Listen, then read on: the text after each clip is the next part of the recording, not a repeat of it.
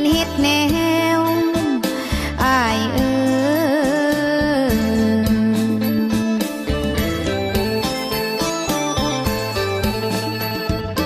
จากกินทงนาน้อยอ้อยหนูลัดป่าพาผู้เข้าสู่เขตเมืองวังเป็นลูกหลานเหลนผู้ไทยรักษาเอาไว้มรดกมูลมังมูลเสือเผ่าผู้ไทยสั้นสร้างยังเหลือเอกอ่างคือพระธาตุญานางลาวยังเหลือเอกอ่างคือพระธาตุญานางลา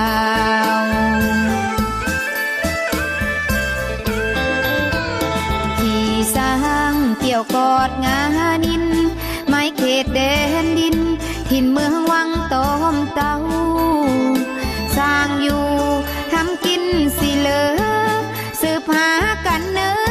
เขาผู้ไทยของเฮามีเวลาเมื่อยามถิ่นเก่าบ้านเมืองกกเขาผู้ไทยเมืองวังบ้านเมืองกกเขาผู้ไทยเมืองวัง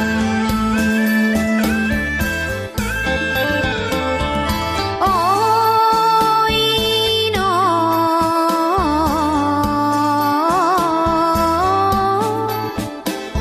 ละทานผู้ฟังเอ้ย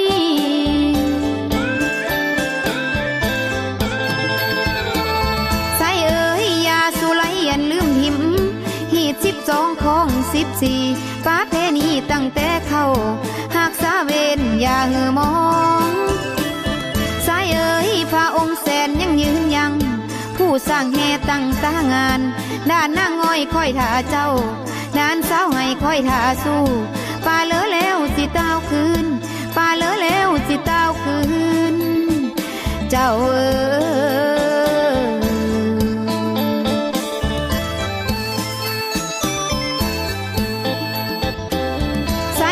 ยประตูเรา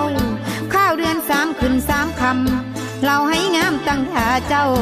ฝ่ายผู้แขนไก่บักโจรเอิ้นควันอายเต้าเงินเฮานาเฮานา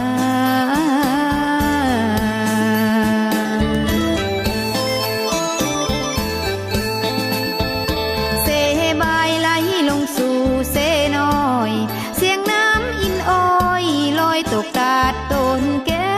งยามแลงบ่าวสาวบางคำขับป้อมเสียงลำเสียงพินคำแลงสาวลงพวงบ่าวเป่าแขนแสวงกลางคืนเดือนแจ้งสาวขินฝ่ายแกว่งลาออดอ้อนอ้ายมาสร้างสาเมืองวังออดอ้อนอ้ายมาสร้างสาเมืองวังโอ้ยนอ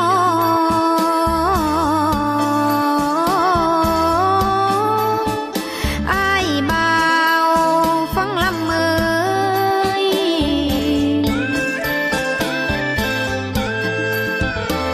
ใส่เอ่ยพ่อเตมาดอกถึงนี้เสียงผู้ไทยเสียเอิ้นสั่งสุขสมหวังเด้อพี่น้องผู้ไทยคอยสิเต้าลมผู้ไทยน้องสิเต้าลาหันแล้ว